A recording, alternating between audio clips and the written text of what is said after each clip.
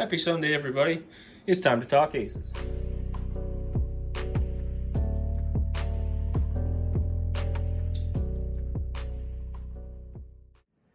So before you've got two Broadway Limited Paragon 3 SD70aces. This was almost a perfect review. These are kind of the reason why I really enjoy N scaling and kind of the reason why I really hate N scaling. And let's go ahead and get into that.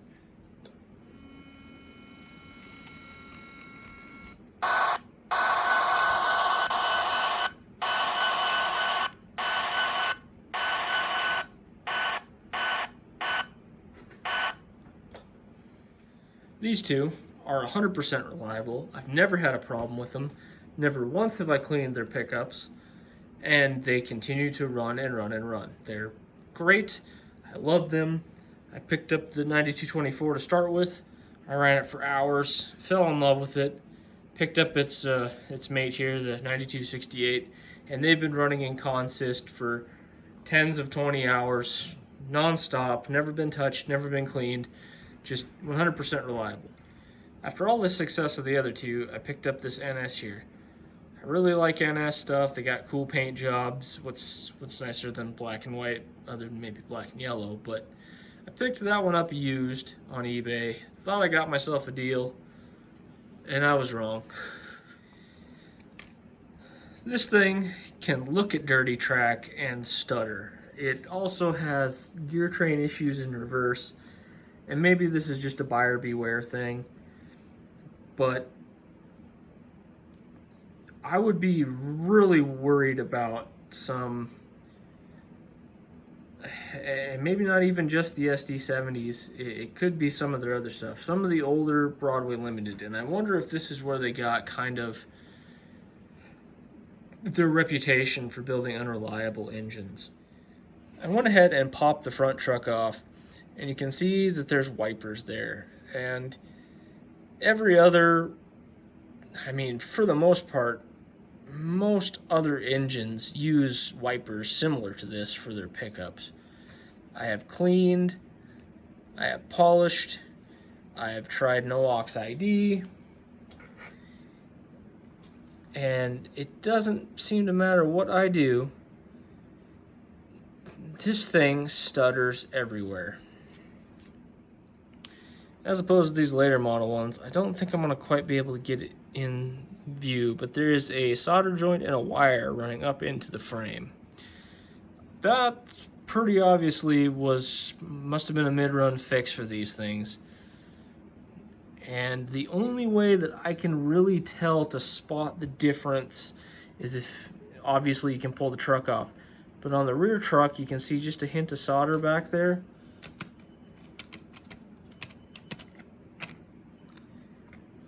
And on this one, you can very much see there's copper contacts behind the truck. Knowing that, 1 out of 3 here, this thing, the old stock, wherever they stopped making this is a piece of junk. Wouldn't buy this, can't recommend it. One of the worst purchases I've made. But, assuming you can find, you can either look at the machine, double check that it's got the proper pickups, or you can just assume that the later stock is got all the wire upgrades. These two locomotives are some of the best pullers and the most reliable on my layout. Just looking at these things, I am an EMD fan, and I don't get SD70s rolling through my area very often, but when you do, there's just something about the sound of these things. They have a chug to them that just is really awesome, and I bought these realizing that they came with sound, and I didn't quite know what that was like when I first got them.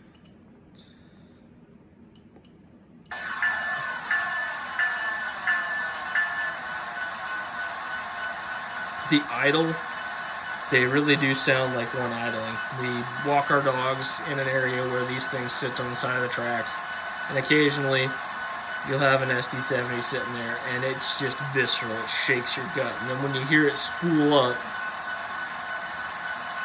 getting ready to start pulling away, oh yeah.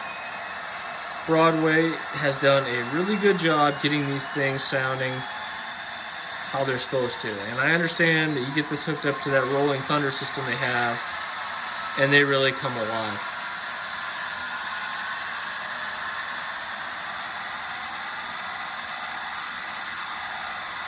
Broadway also does some other cool stuff that really has got me on board with them. They have kind of an easy consisting thing. If you set them up with your CV19 as, I call it a crew number instead of your road number, you can set them up with CV230, and whether you use 1, 2, or 3 determines where the locomotive is in the consist. And say you wanted to switch directions and run the consist in the other direction, all you have to do is change the direction and the lights change to the other locomotive, as well as all of the on-off functionality and horns, all that stuff.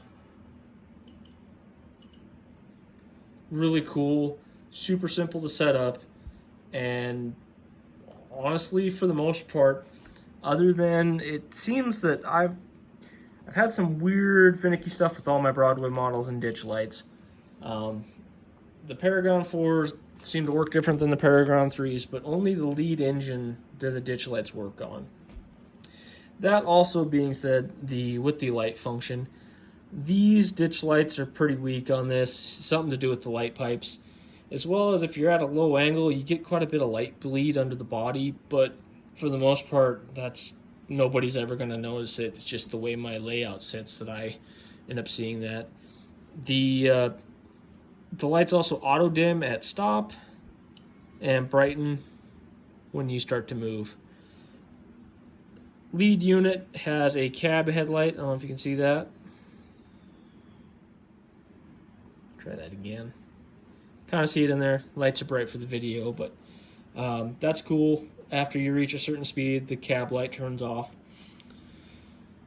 Sound is awesome. We already went over that. Low speed control is great. You can put this thing on 1 and they creep forward.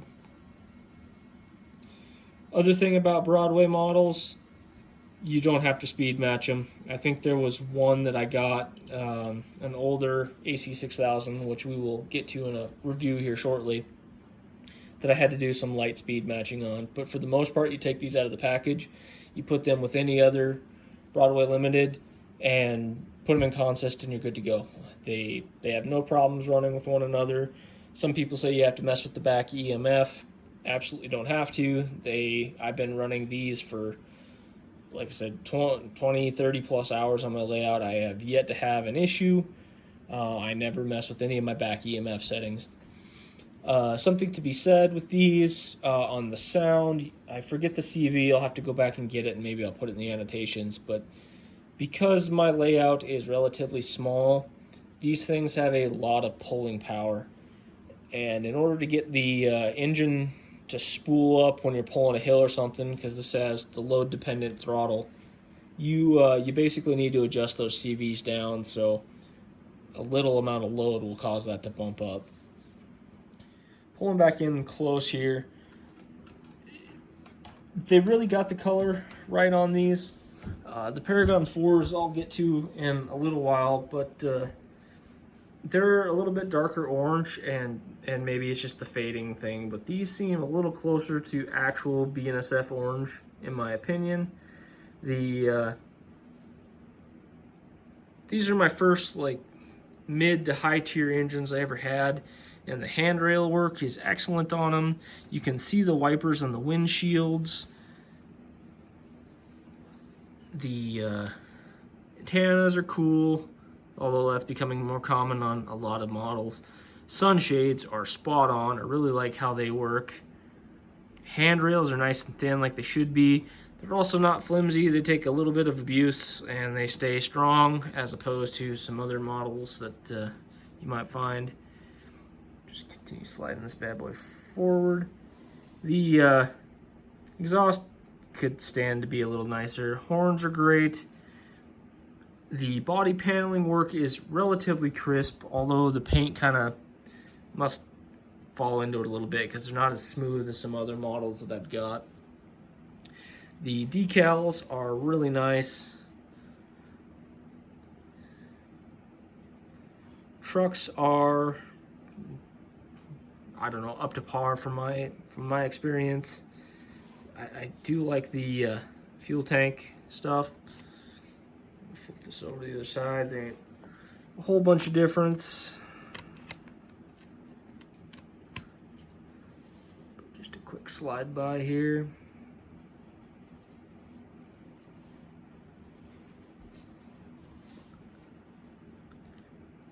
Radiators and fans back here look really nice too.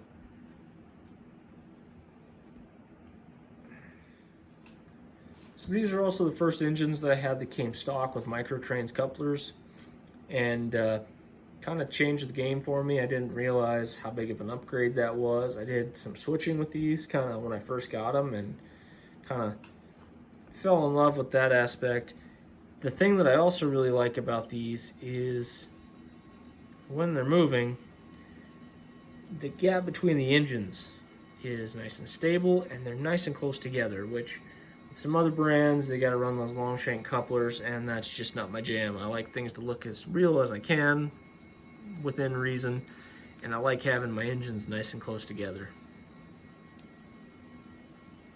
Without getting too in the weeds, as long as you can find a late model, or you can verify that it has the actual wired pickups running to the decoder, I would 100% spend the money on these. They basically retail for right around $200 now.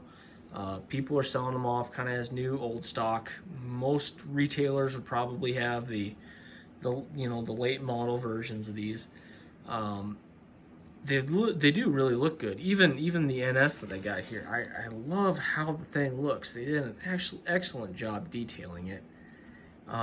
It's just the mechanics of this one.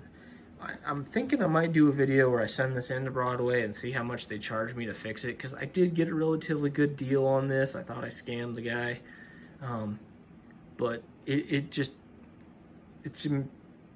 just kicking my butt. So maybe if I could figure out what they'd charge me to fix this, I'll do a video on it at some point and see if we can get an old one repaired and do a price comparison. But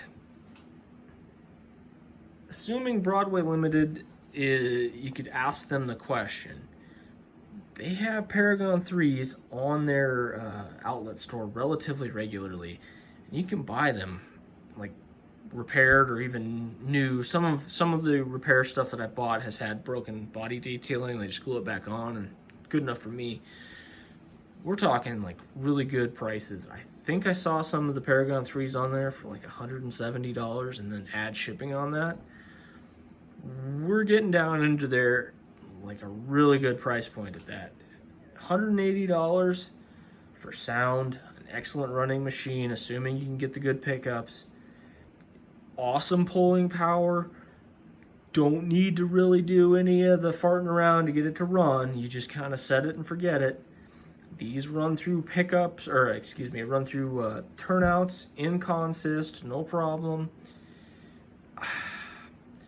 That's a hard thing to do. I mean, the $50 difference between a good Kato with a good decoder in it, and then that $50 into sound,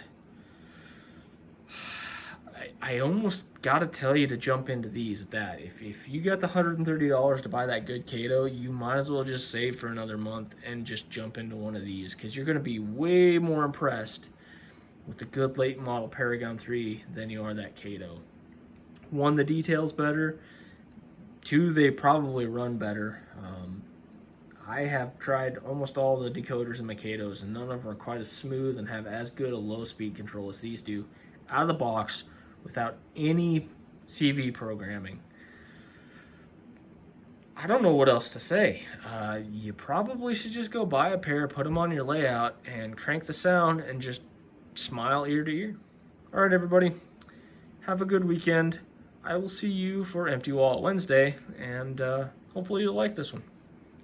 Bye now.